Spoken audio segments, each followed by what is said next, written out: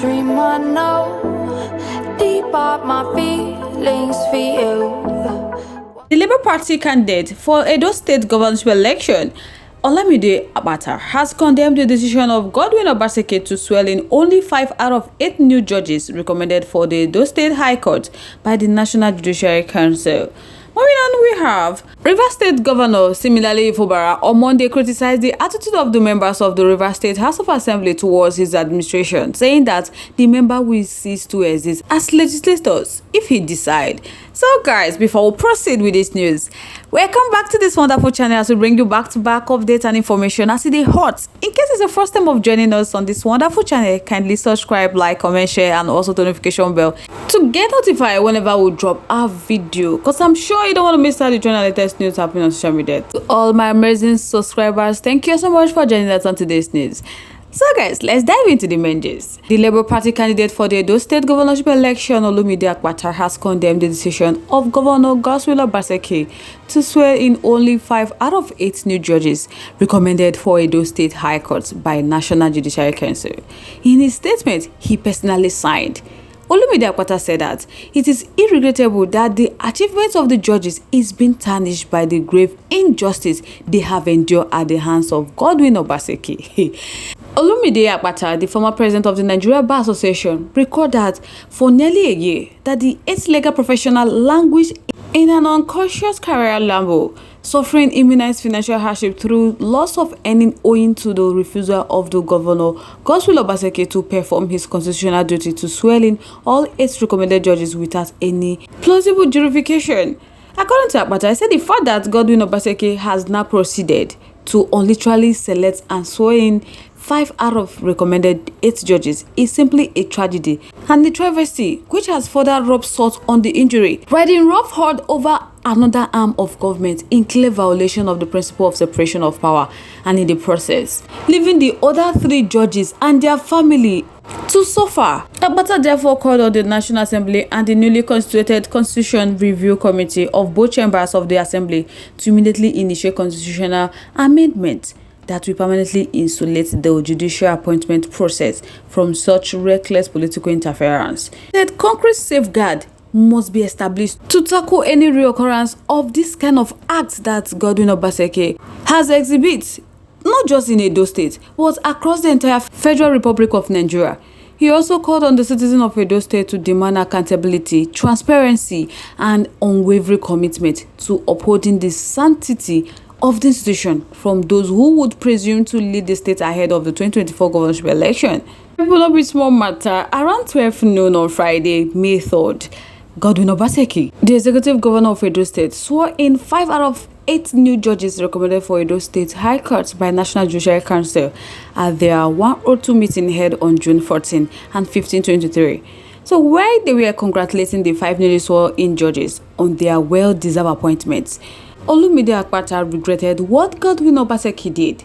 He said that it's a matter of profound regret that their achievements and those of the 3 judges who are yet to be sworn in have been tarnished by the grave injustice they have endured at the hands of Godwin Obaseki. Because for over a year, like those illegal practitioner has been suffering under the hands of Godwin Obaseki. They have been suffering immense financial hardship through loss of earning because they could not practice law as private practitioner that have been recommended for appointment. The senior member of the Bar Association, Olumide Akpata, he condemned what Godwin Obaseki did in possible terms, that the reprehensive conduct of Godwin Obaseki, who has failed and refused to perform his constitutional duty to swear in all 8 recommended judges for nearly a year without any plausible jurisdiction, that the fact he has now proceeded to literally select only 5 out of the 8, that is simply a tragedy. Because he can state categorically that all petitions were treated before the candidates were screened, and the successful candidates were the ones who were recommended by the appointment to the bench. So for Godwin Obaseki to respect the Nigeria Judiciary Council recommendation, he chose to grant the appointment process to a complete halt through sheer obstructionism, and that is bad. More my people, so many kata they have for this country. Honestly, we pray that this coming election should be peaceful.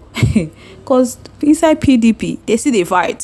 So guys, I go like make a know what I think about this matter in the comment section. Moving on to the next one. The Rivers State Governor similarly Fubara on Monday criticized the attitude of the members of the Rivers State House of Assembly towards his administration, saying that the members will cease to exist as legislators if he decides to do so.